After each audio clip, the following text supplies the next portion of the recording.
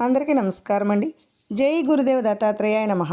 ఇప్పుడు విష్ణు సహస్రనామాలలో 33వ నామమైన ఓం భత్రే నమః అనే మంత్రానికి అర్థాన్ని విందాం. వినే ముందర మా ఛానల్ని సబ్స్క్రైబ్ చేసుకోండి. భత్రే నమః అంటే అన్నింటినీ పోషించినట్టు అయిన సకల ప్రాణికోటికి ఆధారమై సకల ప్రాణికోటిని ధరించేవాడైన పరమాత్మకు నా నమస్కారము అని దీని యొక్క అర్థం అన్నమాట.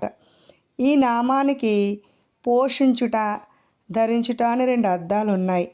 పరమాత్మ సమస్త ప్రపంచమును విశేషముగా తన భక్తులను సర్వము ఇచ్చి పోషించువాడని దీని యొక్క భావం అన్నమాట.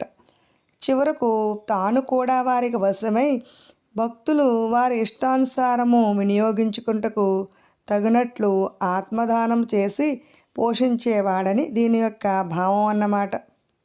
అంటే ఇక్కడ అన్ని అవతారములను తానే ఎత్తి భక్తులను ఉద్ధరించేవాడని దీని యొక్క అర్థం అన్నమాట. భక్తులకు కావలసిన అవసరాలను తీర్చుటకై భగవంతుడు ఎలాంటి రూపానైనా ధరిస్తాడని దీని యొక్క భావం అన్నమాట. భక్తుల యొక్క కోరికలను తీర్చేందుకు తాను ఎటువంటి రూపానైనా ధరించడానికి సిద్ధమవుతాడని దీని యొక్క అర్థం అన్నమాట. ఈ సృష్టి అంతటికీ ఆధారమై తానే భక్తులను పోషించేవాడని దీని యొక్క భావం అన్నమాట.